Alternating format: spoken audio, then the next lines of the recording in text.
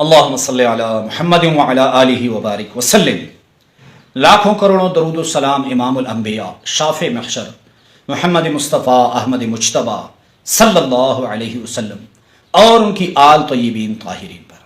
تو میرے بھائیوں اور میری بہنوں، جب آپ کبھی ڈاکٹر کے پاس جاتے ہیں اور ڈاکٹر آپ کو کہتا ہے کہ اس بیماری کے لیے یہ دوائی استعمال کریں، میں نے اسے کافی مریضوں پہ چیک کیا ہے، استعمال کیا ہے، اس سے ان کی پریشانی دور ہو گئی ہے، تو یعنی ڈاکٹر جو ہے وہ آپ کے بدن کے اندرونی حالات کو جانتے ہیں، اور وہ جب ایک چیز کو بار بار استعمال کرتے ہیں تو وہ چیز جو ہے وہ تجربے میں آ جاتی ہے ڈاکٹرز کے کہ اس بیماری کے لیے یہ دوا صحیح ہے۔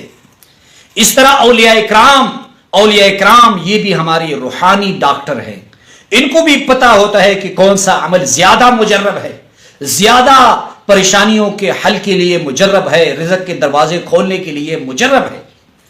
تو اللہ رب العزت فرماتے الا ان اولیاء اللہ لا خوف علیہم ولا هم يحزنون، میرے جو دوست ہیں نہ ان میں پر دنیا میں کوئی غم ہوگا نہ آخرت میں کوئی فکر ہوگی ان کو۔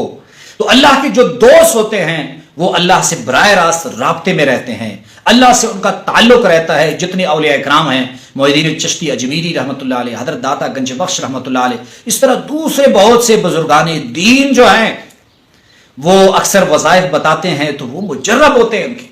آج کا جو عمل میں آپ کے پاس لے کر آیا ہوں، ایک بہت بڑے اللہ والے، بہت بڑے بزرگ جنہوں نے ساری زندگی دین کی خدمت کے لیے وقف کی، جو زندگی کی آخری سانس تک اسی فکر میں رہے کہ کس طرح لوگوں کو گناہوں سے نکالیں، بے دینی سے نکالیں، دین کی طرف لائیں، کس طرح انہیں ان لوگوں کو آقا نبی کریم صلی اللہ علیہ وسلم کی سنت کی مخالفت سے نکالیں اور انہیں حضور صلی اللہ علیہ وسلم کا عاشق بنائیں۔